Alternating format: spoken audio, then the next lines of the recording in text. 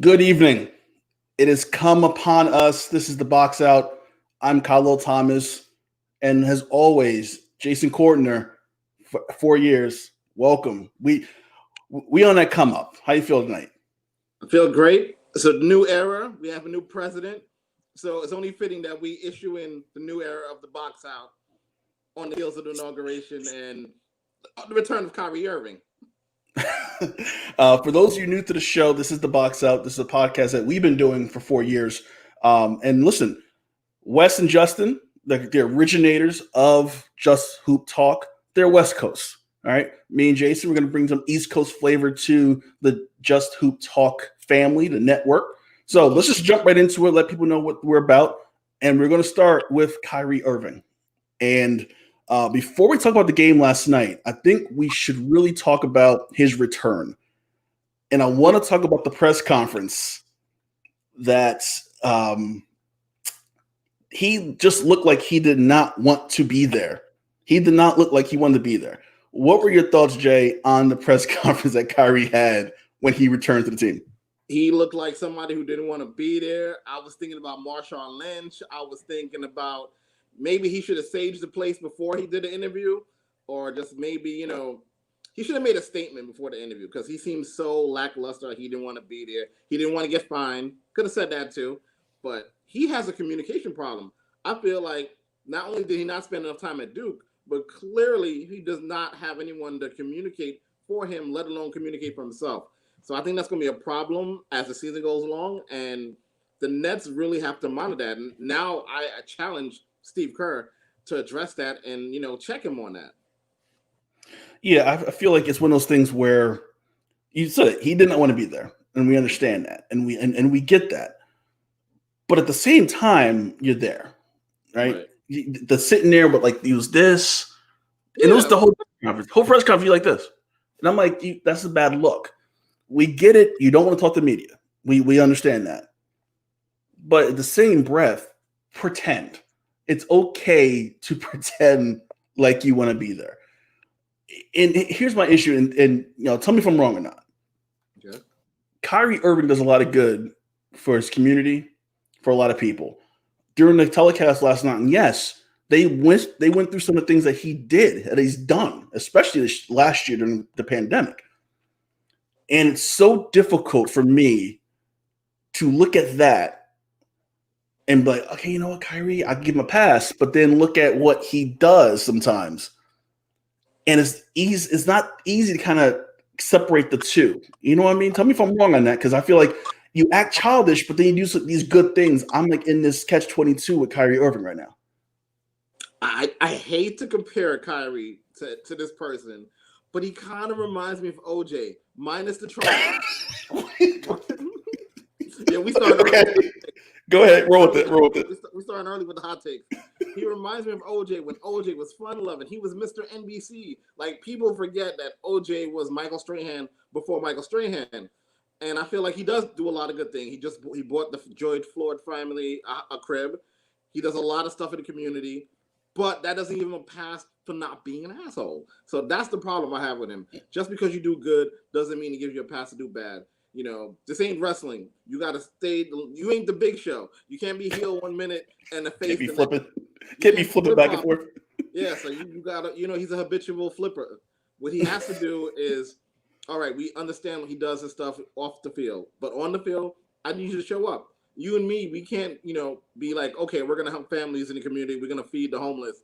But yet, on the flip side, not go to work for a week and not explain it to somebody, especially during a pandemic. Yeah, it's weird. Real fast, shout out to my boy Thomas, listening all the way and watching. We're on video, watching all the way in Ireland. So shout out to Thomas right now, watching us in Ireland currently.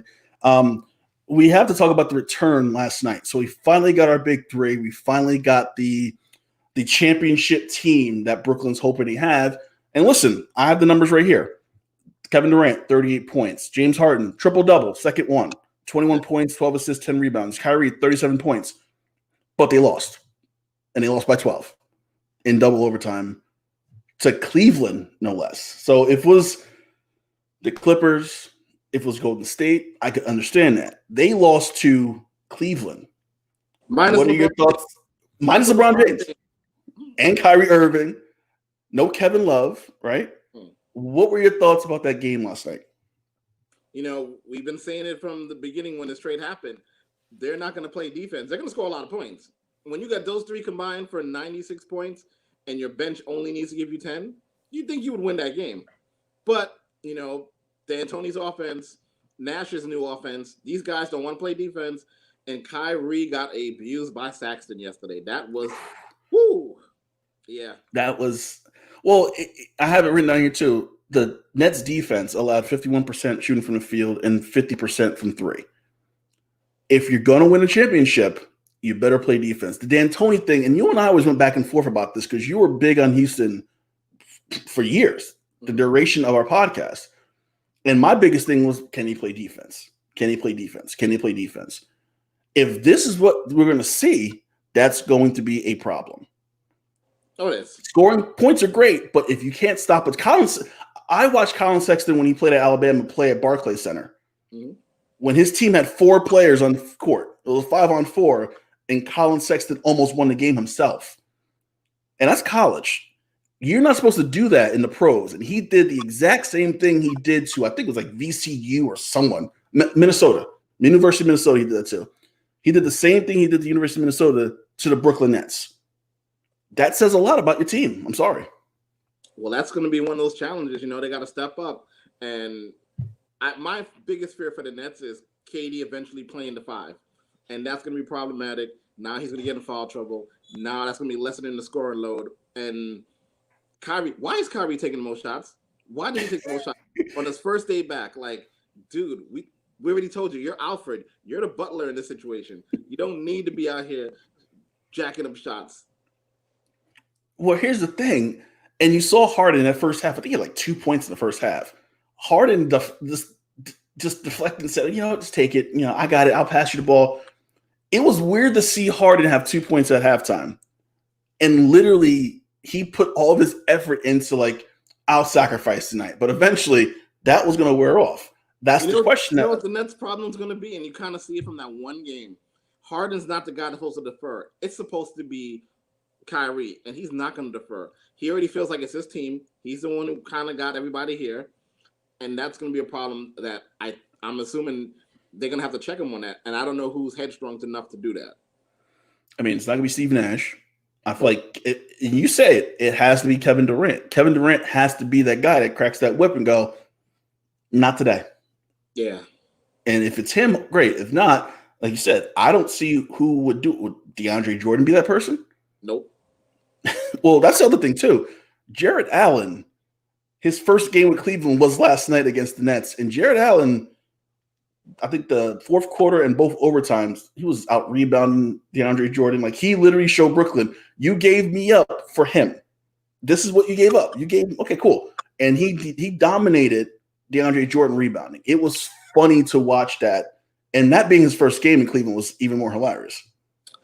Like we said, the Nets going to have a problem. And not only did they give him up, remember, he wasn't even starting. We questioned that at the beginning of the season. Like, why is Jarrett Allen not starting? But, hey, it's the Nets. It's the Kyrie's team.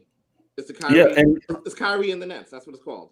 Listen, and we talk about their depth. The depth was their advantage. And now, last night, they don't have it. Because, like, I think either Kyrie or James Harden played 50 minutes and the other played 48 minutes. Crazy. And I think Durant played over 42 or 43 minutes. It was crazy. It was double overtime, I understand that. But those are a lot of minutes for those guys, especially for Durant coming off that injury. You're going to burn these guys out because you have no one else. There's no two of everything like Noah's Ark, like Jalen Rose said. You're stuck right now. But that's pretty much the only thought. That's the only way they can win. They're not going to out-rebound you. They're not going to play defense on you. It has to be a track meet.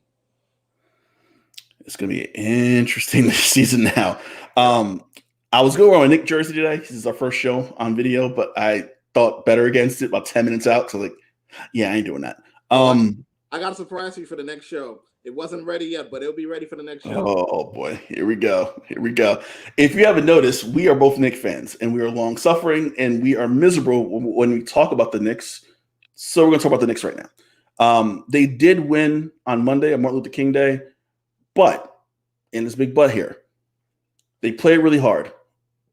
but I'm starting to see an issue with scoring. Scoring may be a problem for this team going forward.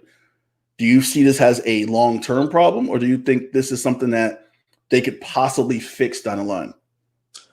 I kind of see this both. I see they could fix it down the line, but it goes back to the Nets and the Knicks are the polar opposites. The Knicks' problem is they can't score, but they play great defense. So I feel like eventually the shots are going to fall, but Tibbs is really running these guys through the mud. I don't know if it's because they're young, they're able to withstand it a little bit, but as the season wears on, that could be a problem. I expect the scoring to pick up. I expect RJ to find his rhythm. Knox has been playing a lot better from what I've seen the last 2 seasons. And Austin, I think Rivers is going to give them a shot in the arm. I think Rivers is best suited to start now, along with quickly. It's inevitable he's going to start. And once I figure like he gets in the starting lineup, that's when the Knicks are going to take off scoring wise. Yeah, I think I'm kind of with you on this. I think it's going to be hit or miss. There's going to be some games where they're going to be shooting lights out. There's going to be some games where it's going to be Julius Randle, and you're going to pray that RJ Barrett hits some threes. You're going to pray that Austin Rivers has a big game. You're going to pray that Kevin Knox hits a couple shots, which was the jersey I was going to wear tonight.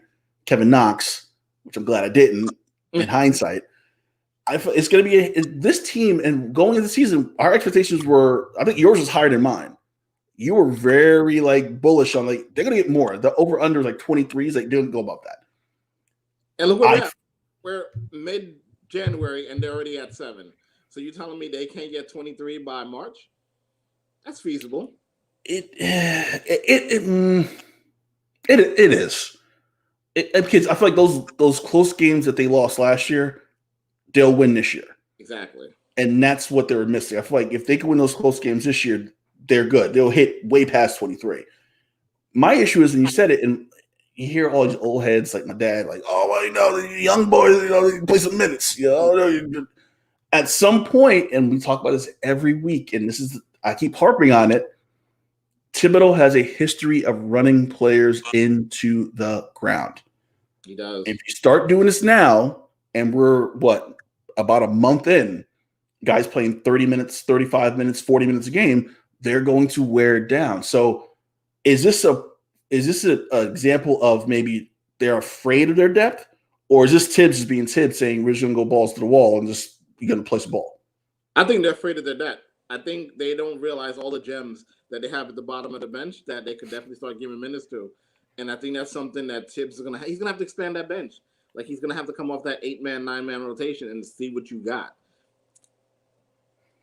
Yeah, I'm curious. I'm looking at the minutes, and right now, RJ Barrett, 37. Okay. Clicking. Julius Randle, 37. Okay. Mitchell Robinson, 30. Those are your top 3. I think Mitchell Robinson, you play him 25, I think he'll be good. I feel like center should not be playing more than 25 minutes. That's just my way of thinking. But 37 minutes a game is a lot. And Julius Randle, he's not 6 feet 130. He that's a big boy, and he's running up and down that court. Is there a time? And I hate using this phrase, but does load management become a possibility for guys like Julius Randle down the line and say, listen, you're playing a lot of minutes. Maybe we'll sit you. Maybe somebody gets in Tibbs' ear and says, we need to sit Julius for a game. Do you think that can happen, or do you think this just isn't the coaching staff for it? This is definitely not the coaching staff for it. Woodson might. I could clearly see Woodson suggesting it, and Tibbs was like, "Oh hell no." So I think it's a cultural thing. Tibbs is trying to instill that military toughness in everybody, and it's kind of working out a little bit. It is. You definitely see them playing hard. The defense, which is something that we've been lacking for years. The defense is something that we just have not had. The intensity is high. You just feel it when you watch him play. I'm just worried that you're burning the candle on both ends of the floor late in games when you need that offensive play to, take the lead, win the game. Are you going to have anything left to get that shot? That's my biggest fear about how intense you're playing defense.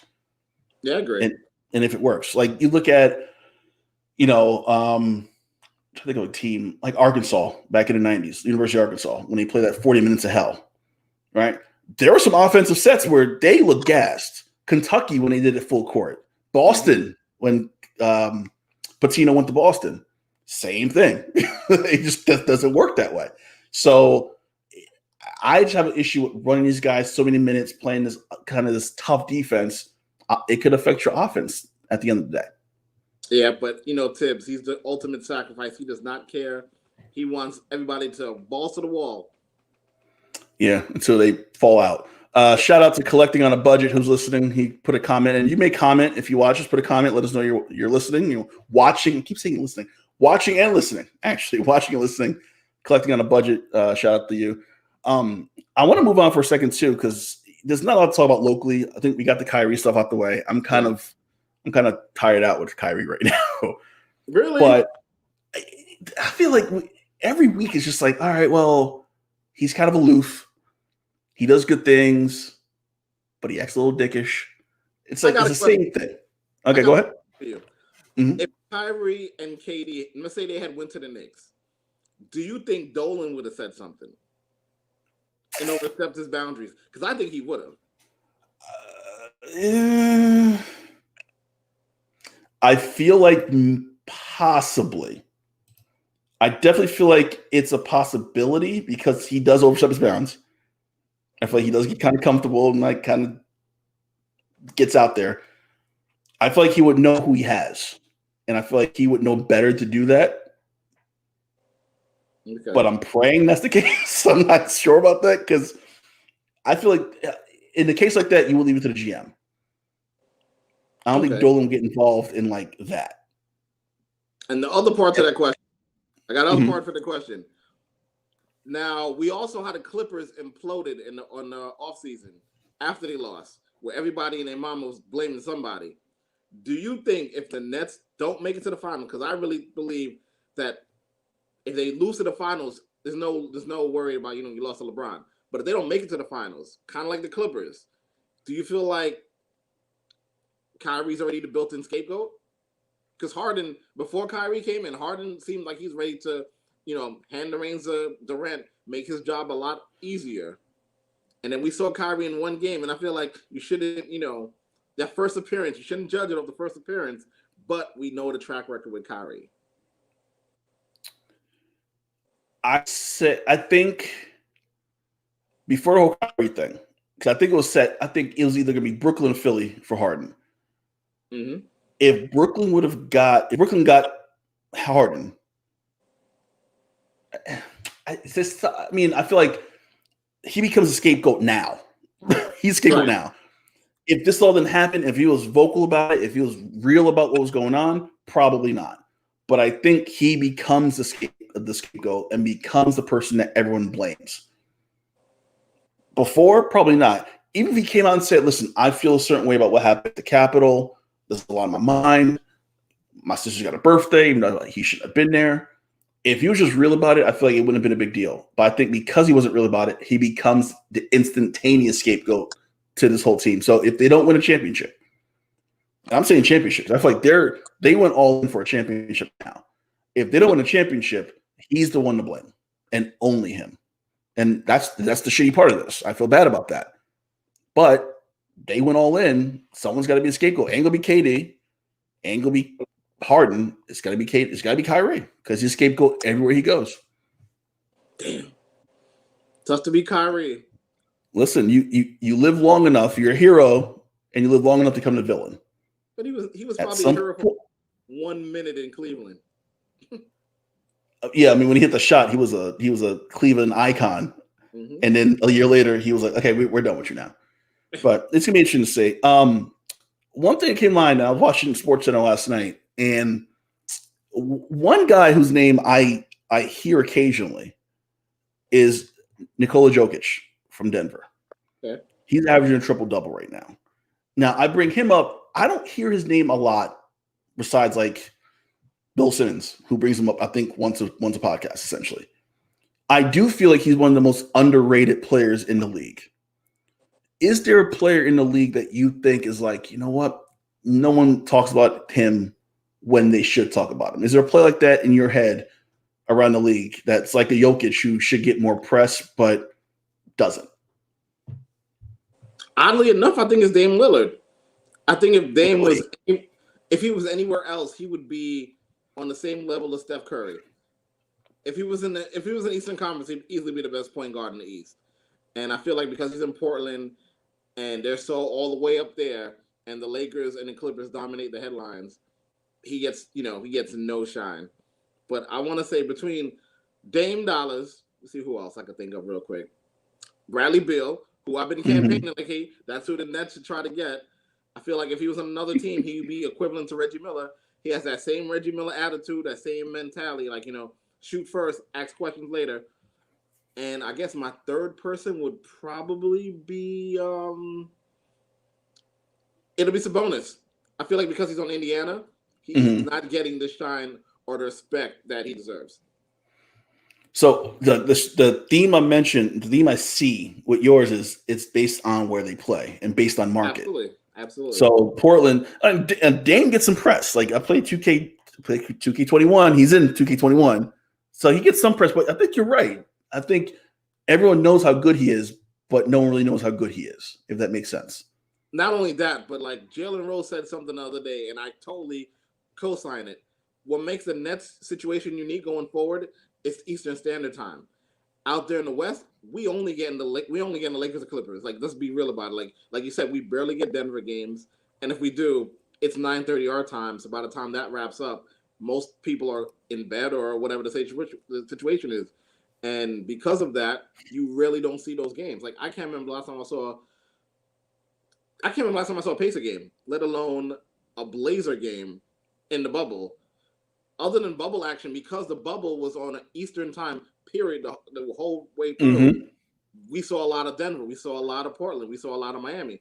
And I feel like that's something the league needs to address eventually. Maybe have the game start an hour earlier. Maybe have an East Coast game start at 7 and have a West Coast game start at 9. Something like that. Well, I think like TNT and ESPN, who we'll talk about a little bit later too, they're trying that. I feel like a lot of games are trying to start at 7 to try to get that late game on. But I feel like it doesn't work. I feel like sometimes, and they don't do it enough.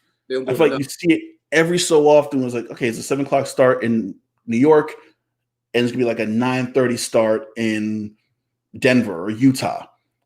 But everything starts 10:30, and you're right. Thursday nights, I know sometimes you and I text on Thursday nights, and like inside the NBA starts what 1:45. Exactly. I'm passed out already because I gotta wake up and go to work. Then I got to watch the replay of Inside the NBA at 7 in the morning while I'm getting ready for work. Exactly. So I'm like, well, do I just stay up and watch the live version of Inside the NBA, or do I just watch the replay? I'm going to watch the replay. I'm going to sleep. Mm-hmm. So 11 o'clock, I'm passed out. It's over. It's game over. So you're right. Do you think Sabonis, who I like, and now with Karis LeVert, and we don't know when he comes back because he's out, thank God for the trade because apparently he found the mass on his kidney. It's crazy. Do you think he's overshadowed by the fact that he had Victor Oladipo? Do you think he was overshadowed by the fact maybe he has Karis LeVert coming in, who's going to be, I think, a superstar? I think it's the opposite. I think with Oladipo kind of had that Kyrie syndrome where like he thought he was the man, kind of like how Paul George thought he was the man in Indiana. But then when Oladipo got hurt, Sabonis came on. So did TJ Warren. And I feel like that chemistry kind of blossomed a little bit in the bubble. And now with Victor coming back, he feels like he deserves all those shots. He feels like he's the all-star when Sabonis made the all-star team last year. So I feel like at that point, with him saying he won out, it made sense for them to move off of Oladipo. Now Sabonis could do his thing. And I think LeVert is that silent assassin where he'll come in. He won't look to be the man, but he's going to eventually become the man, if you know what I mean. Yeah. I think he will be. I think he works that team. Plus, and I think you said it, he's going to get the play. He's going to start. Yep. Start. And he's going to be like, hey, I'm part of this team. I feel like he's not the type that's like, this is my team. He just wants to win and just ball. So I feel like that's going to help him out a lot too.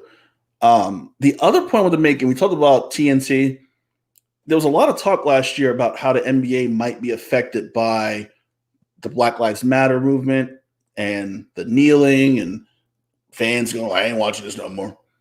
Apparently, NBA ratings are up 34% across ESPN, ABC, and TNT from this point last year. Now, this point last year, this was before the pandemic. This was before George Floyd and everything that happened. And there was a lot of thought that the NBA might suffer from it. It says here 34% up. Do you think that that was overblown? That the NBA might lose some viewers, and everyone's like, no, if you don't want to watch, don't watch. But maybe they gained more fans because they were more aware of what's going on. I definitely think they gained more fans because of what they, more aware of what's going on. I even think that that whole protest not playing kind of put the spotlight on them because NFL would never do that. MLB would never do that. But these guys took it upon themselves to step up and say, "Hey, we're going to do that." And by doing that, they got the arenas to be used for voting centers, and the league kind of met them halfway in terms of what they need. So it was a win-win all across the board. And the action, from the bubble to now, it's been good basketball. It's been a lot of good, shout out to Cole Anthony hitting that game winner last night. And when they showed his pops watching the reaction, it was a beautiful thing. Mm-hmm. I feel like the product is there, and I think I told you this before. All the teams that didn't make the playoffs or the play-in situation, like the Knicks, like the Cavs, like Phoenix, all these teams that really weren't in there, they're playing better right now. So it's like the product to me, all across the board, is really good right now. Yeah, I think the NBA's they kind of took what the NFL does and now they created storylines for their seasons, for their off seasons, and it's constant. The NFL seems year long. Seems like just when Super Bowl's over, okay, they got combine. Okay, combine, we got draft. The draft, we got free.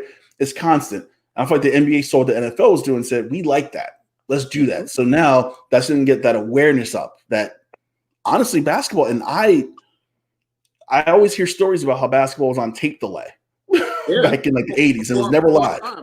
My pops used to tell me that all the time too. And how it's like, could you imagine that?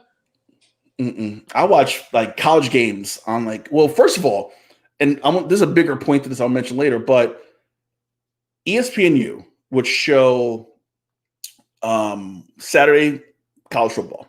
Okay, cool. Watch college football, blah, blah, blah. And then about 11 o'clock, there'd be another game on. And I'm like, this game wasn't on today.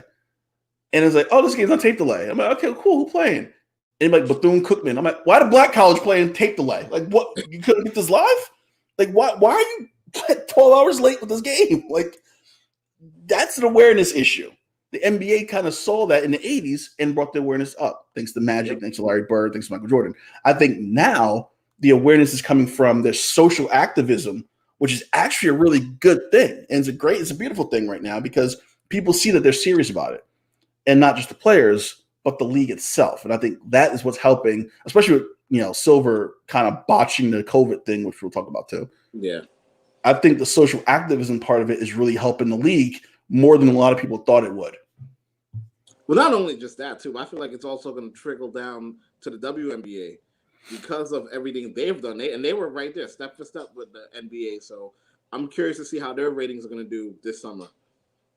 Yeah, and their ratings were up, in their bubble. So I imagine, especially, listen, their players, I feel like the group of players coming to the WNBA now is comparable some ballers to the beginning of the WNBA.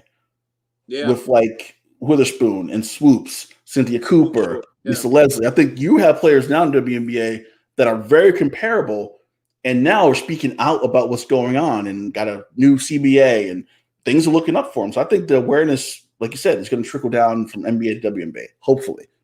Quick point about the WNBA. I was shocked that what's her name selling the team? The center, Kelly Loeffler. Yeah. I'm not shocked. A loser. Talk about. I'm not shocked. I'm not shocked at all. She loses a seat and now she gives in. I would have been like, no, I'm not selling my team. But hey, Republicans. I mean, listen. Let's be honest. If she kept that team, I'm pretty sure those players would not be playing.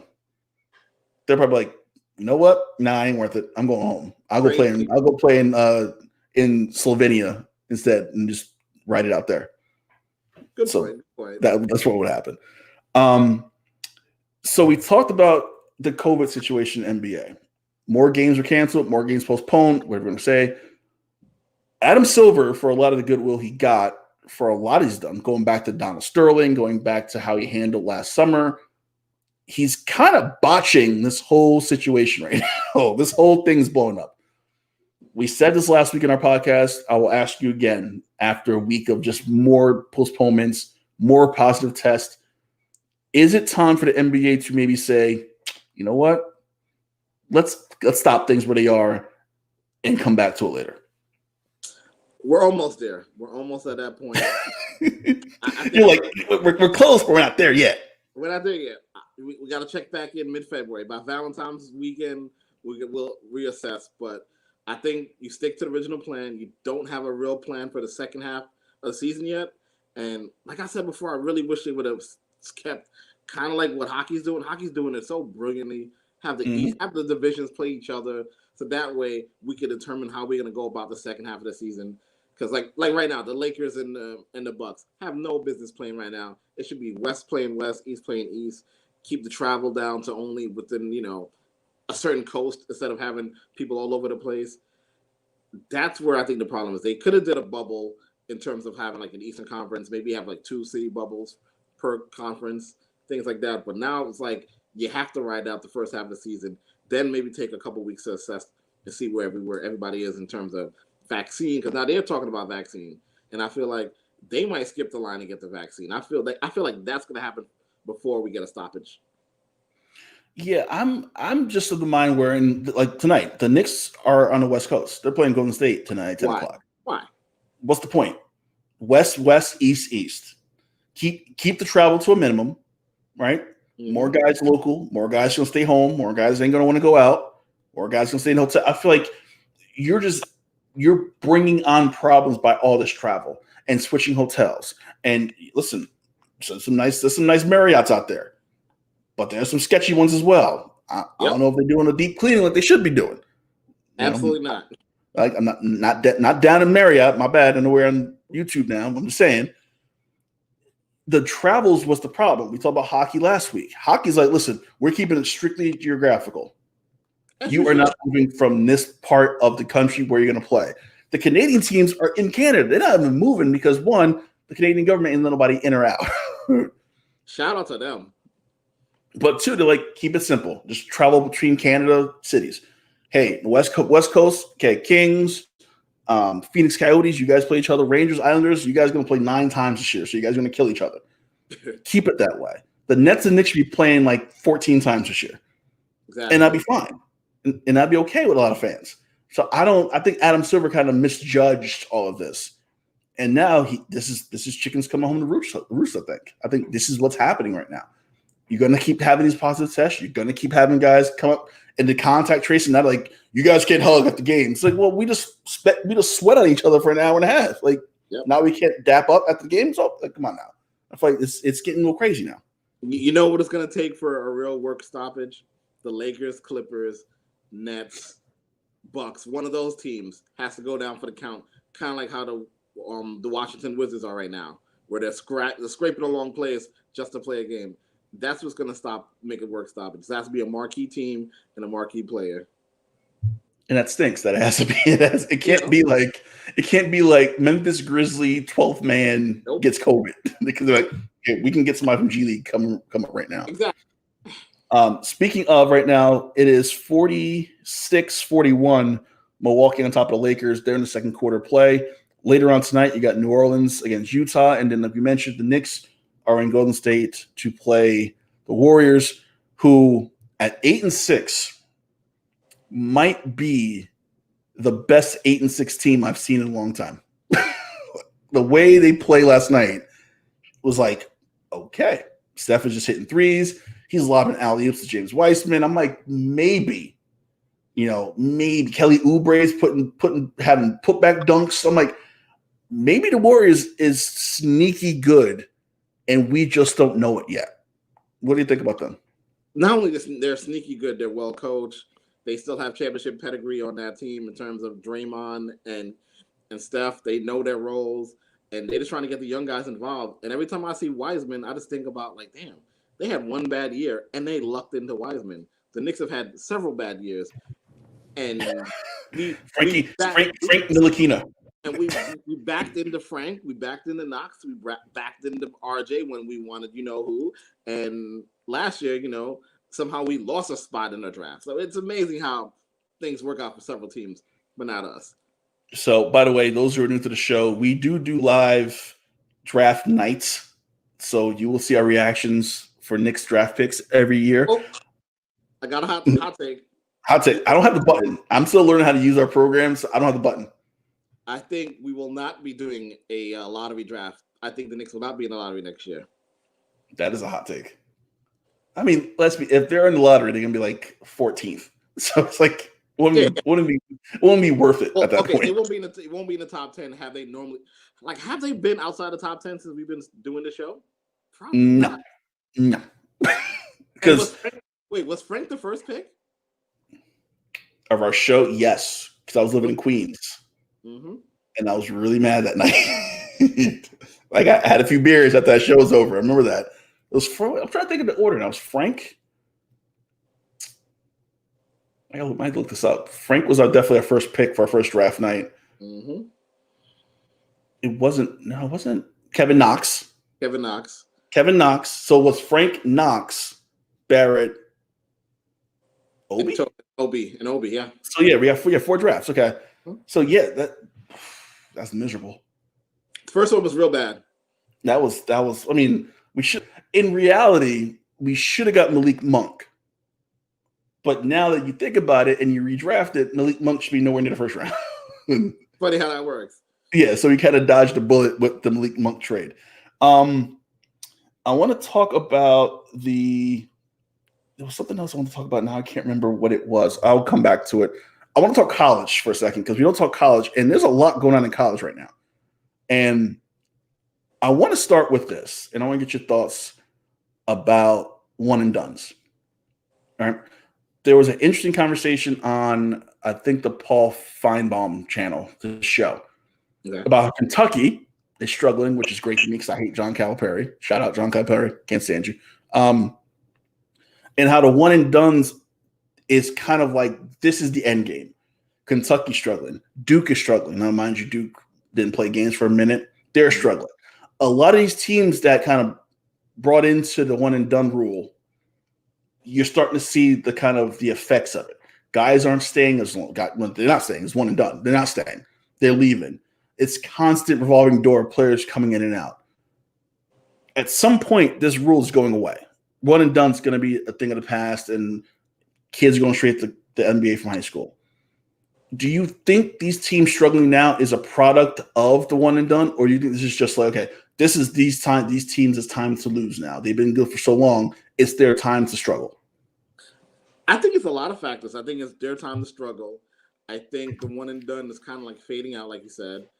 I also think COVID played a large part in training for a lot of these one and done guys coming in this year. Except for the NBA players, those rookies coming in have been balling. But for the college where they're not really being pushed like that and they're not in contact with the coaches on a daily basis, I think that's the problem over there.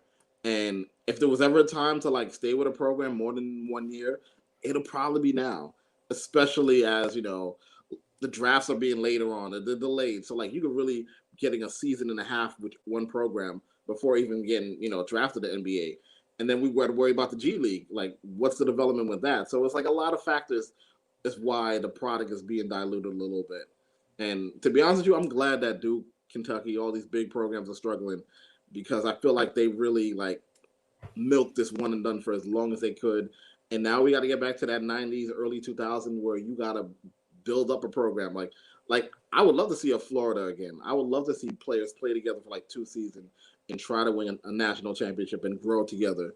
Because I feel like that's also another problem. There's no development in the league anymore. Just look at the Nets. Look at the Lakers.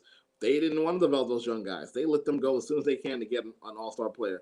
And I feel like that's more the norm in the league now. So I feel like players should really stay in school a little bit longer, develop their game, or go to the G League and develop the game and get paid. Either or. That G League Ignite, while I was reading up on it, it's legit. They have legit players on that team. And I feel like that's gonna be the future of this whole high school to NBA pipeline. That Ignite team might be the start of something where they have a couple of different select teams in G League now. Yeah. It kind of sucks. You think about college football. Well, at least some of those guys get they stay for a couple of years because they have to, because of the age requirement. But for the pros and then the NBA and college basketball, they get lost in the system so fast. Well, imagine if you had players like an RJ Barrett, if you had guys staying for 3 years like they do in college for college football. They'll come out, They'll know the game. Yeah. They'll be physically prepared. I would think you're 21 years old. I feel like you're at your peak. You know what you are at 21 years old. I feel like that would help. I just hate the fact that even now there's so many players that stay and they stay for 4 years and they're like, oh, he's a 4-year guy. Like it's a bad thing. I'm like, why is staying in college a bad thing all of a sudden? When did that become like a scarlet letter for you wanting to stay in college? Whether it be because you want your degree, whether it be you want to win a championship, whether it be you just want to stay and party and meet some more girls. It's okay with that. Why is it such a bad thing now to stay for 3-4 years and besides coming out after one? And like you said, getting lost in the system. I think it's just the money. And, and my problem with that money is you'll get that rookie contract, but if you're lost in the system, it's hard for you to get that second contract. And that's where I think the problem is. Like, you could really make some real good money if you develop your game before you got to a team and gave them a chance to evaluate the game and be like, hey, there's no saving you. Like, what's his name that got hurt? Orlando, Fultz. Fultz, yeah. He would have benefited staying one more year, but it took him a while, but then he found his shot. Unfortunately, he got hurt, but, he was a project that people already abandoned until he found the shot. Yeah, which took long enough. Also in the college basketball, too, the Pac-12 commissioner is pretty much being forced out. Larry Scott's the commissioner. They started Pac-12 network, which we obviously don't get here in New York, New Jersey. He's forced out. We don't talk about Pac-12 anything, anywhere. Is the Pac-12 just there? Because I feel like in basketball, you're at UCLA. I think USC was good for a hot minute. Oregon's always kind of in that mix because they got like a weird, ugly court. But besides those three teams, you really don't hear anything else about the Pac-12. Is the Pac-12 basketball-wise? Football is a whole nother conversation, a whole different show because they're god-awful. But are the days of UCLA and Oregon competing for a national championship done because the conference is just garbage? I think so. I think the conference is garbage. We don't hear nothing about. The last time I heard about the Pac-12 was when when Lonzo was playing. That's pretty much the last time you heard anything about them. And it's unfortunate because there's a lot of good talent out west, but they just don't go to those schools, and that's also a problem. Yeah, I mean, you grew up in New York. I would think you would want to go to California. I'm like, that would be a good, I'd love to play in Los Angeles. I think that'd be kind of cool. But I don't know who the coach is. Who are the coaches? UCLA has Cincinnati's old coach. Right. USC, I think the coach who coached Florida Gulf Coast that year, they were like Dunk City or Dunk School or whatever. It's tough for me watching college basketball, and I know the only reason I stay up and watch Pac-12 basketball on Thursday nights is because Bill Walton's calling the game, and Bill Walton sounds high as hell and doesn't know any of the names of the players, but I know it's going to be a fun game because Bill Walton's calling it. And it's like UCLA, Oregon State. I know Oregon State because Barack Obama's brother-in-law coached there a couple years ago. Oh, yeah. That's the only time I remember where Oregon State is. It's sad that a whole conference, when you see the SEC, their basketball levels kind of going up a little bit besides Kentucky. The ACC is always there. The Big East, which we'll talk about in a second, always there.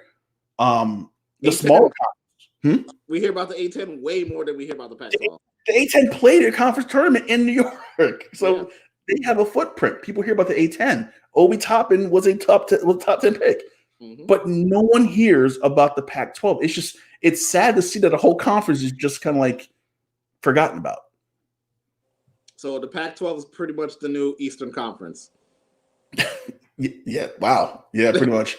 I mean, yeah. I'm trying to make an excuse for the Eastern Conference. I don't have one. That's true. The Eastern Conference is garbage too.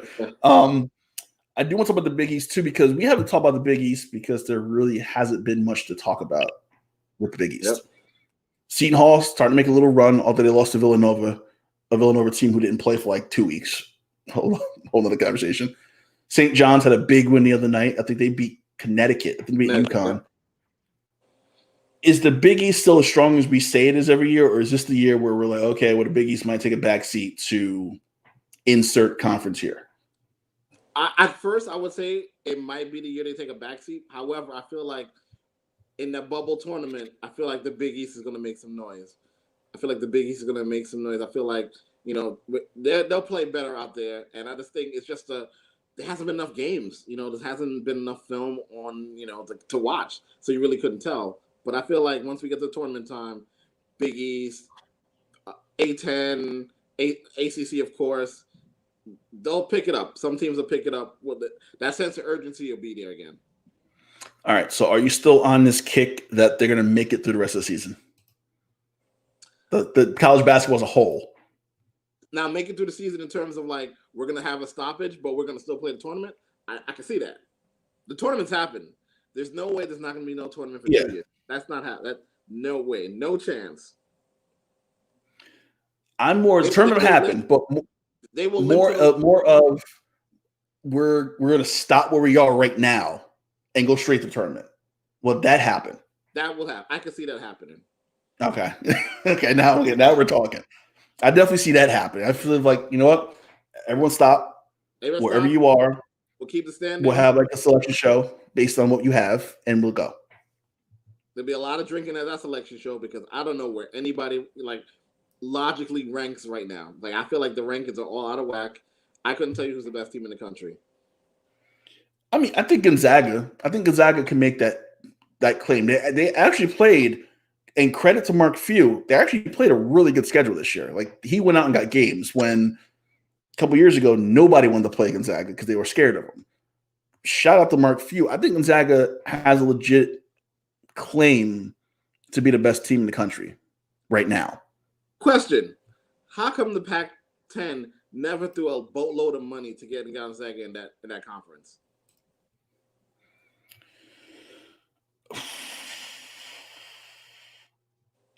To be blunt, they're the West Coast Notre Dame in terms of like ACC is like, all right, Notre Dame, you come along for football purposes. We're gonna get you into the playoff game.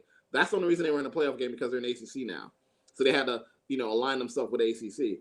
And I feel like for college basketball, if Gonzaga did that for the Pac-12 10, it would boost the conference, respectability. The only thing I can think of as to why Gonzaga is not being snatched up by the Pac-12. Gonzaga doesn't fit the portfolio. Put on camera. Portfolio of the Pac-12. Wait, it's a small school. The same way Rutgers don't fit the portfolio. I mean, the Big listen. Oh, it's too soon. Listen, in our double G days, I wrote some scathing articles about the Rutgers football program not belonging anywhere near Ohio State and Michigan. I agree with that. Small school, Spokane, Washington, not in California, Eugene, Oregon is middle of nowhere too, but that fits. Gonzaga doesn't. I also feel like if they knew that Gonzaga comes in, Gonzaga with their recruiting would steamroll every other team in that conference. Gonzaga would beat up on UCLA. They would beat up on USC. They would be competitive. Oregon, I think that'd be a really cool matchup to see twice a year. Right. But the rest of that conference is trash. And they know that Gonzaga would come in there and just run it. And I think they didn't want that. Okay. Notre Dame works because Notre Dame by themselves, Notre Dame is like a name. Like they've been independent in football for 90 years. And they have their own TV they literally have their own TV contract. Like no one else. Like we're on NBC. We got our own thing going. I think that's why the ACC is like this year at least coming with us, but they still have an ACC relationship in basketball. Mm-hmm. But I don't know. I think Gonzaga has a claim. Baylor plays in the Big 12, which is not a great basketball conference, football conference for that matter either. But then, like you're right, you look at it. Villanova's number 3. Villanova didn't play for 2 weeks. Yeah, how did number 3? So I'm confused. You have Missouri didn't play a couple games. I'm looking. The rest of them play pretty. I think there've been one game missed by a couple guys here and there, but a couple teams. But for the most part, you're right. You don't know who's number 1 or who's number 2. Who's going to be the 8 seed? Who's going to be the 9 seed? Who's getting the play-in game? It's going to be. There's no way to figure this out right now. And if they just stop where it is, this is why this tournament has to happen, and it's going to be so intriguing because no one is a clear favorite. Like it's total. The field is totally open this year.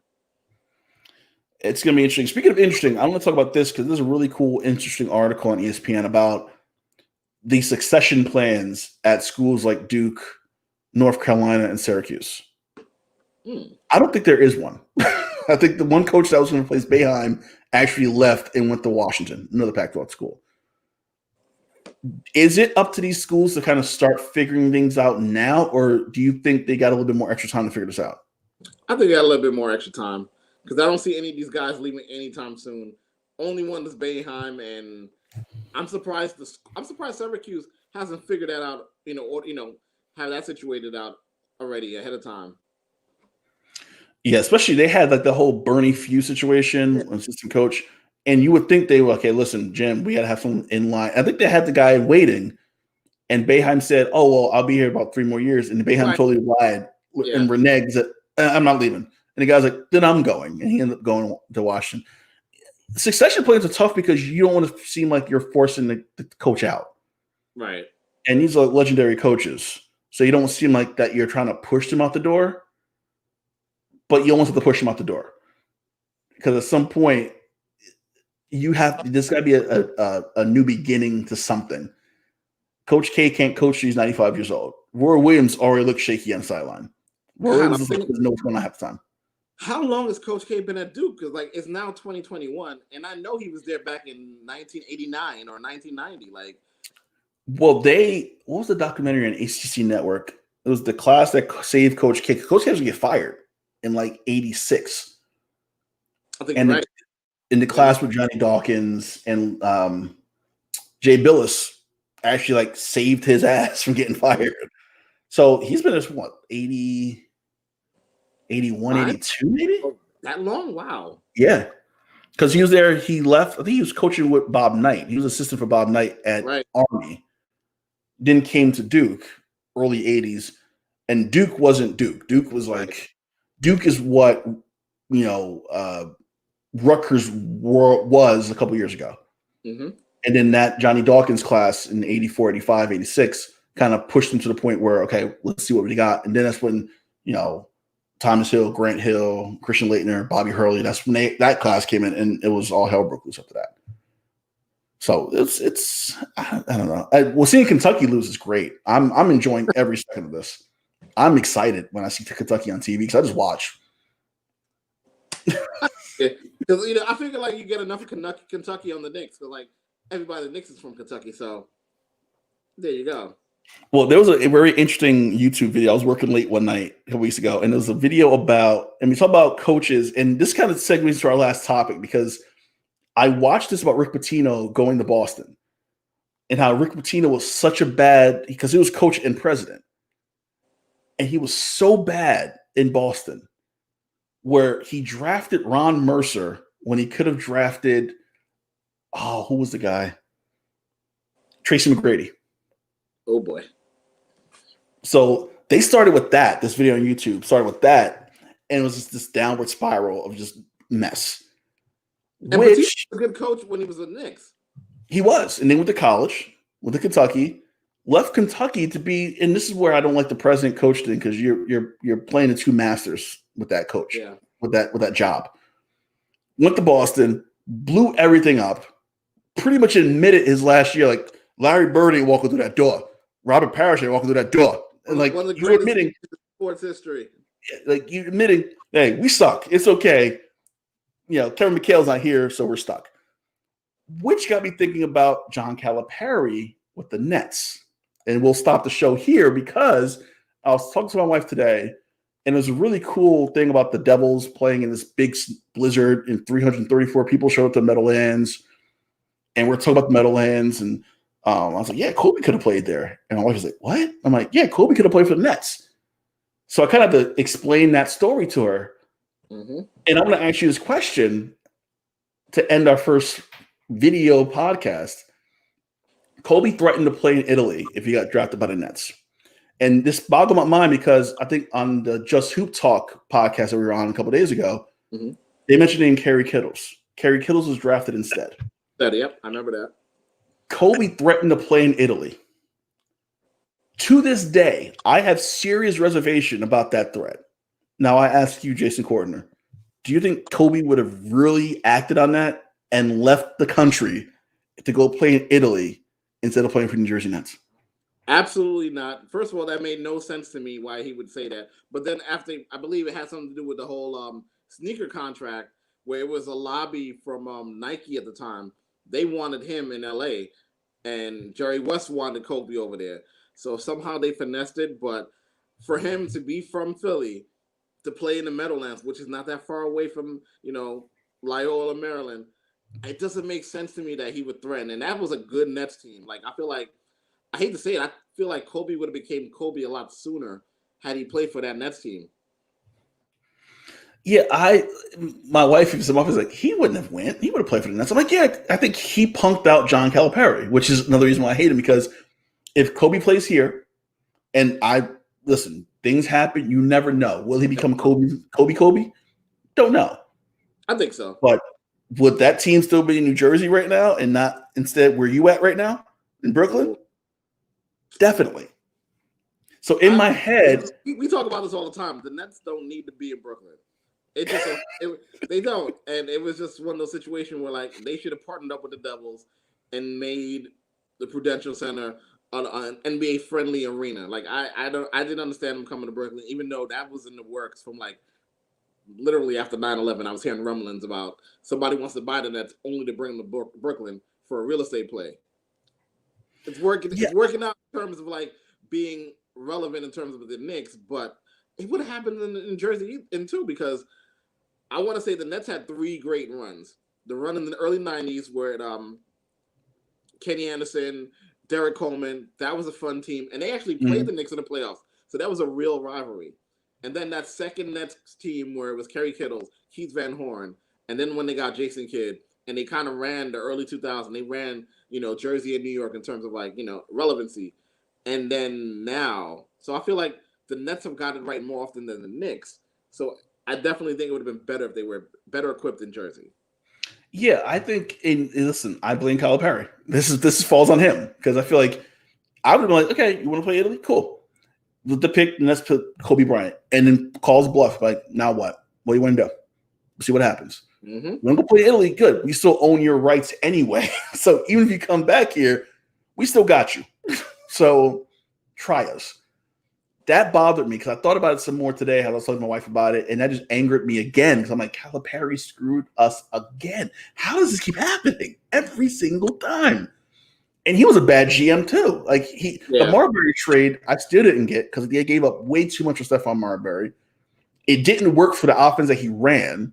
Marbury really didn't want to be here. You can just tell. It's amazing how they unloaded Marbury and got Kidd, and the fortunes of the franchise changed like that. Mm-hmm. In the Meadowlands, which is they still use it for like practice concerts. Like they took the scoreboard out. The last time I went to the Meadowlands is when Dolph Ziggler cashed in the Money in the Bank. What was that? 2000? Was it 2011, 12, maybe 12? Yeah, 2011, 12. Yeah, I think I went there for a Jay-Z concert. That was the last time I went there. I went for a Jay-Z. Yeah, I went for a Jay-Z Kanye concert as well. And that was it. And now it just sits there for Justin Timberlake practice concerts. That's what it's there for now. Jason, first show on Just Hoop Talk. Woo! What a great way to get off. I know. It's good start. They're going to be shocked to hear how much time we talked about the Pac-12 and Gonzaga. I know. They probably was not expecting that. This is an aberration. This is not normal for us.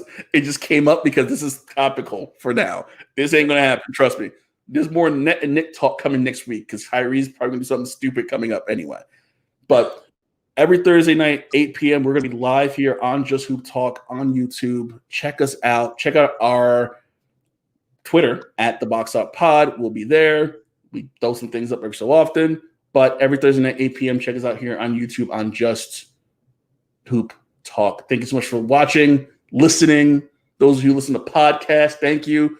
Thank you again. Justin will bring us in, and we will see you Thursday night, 8 p.m. Peace. Peace.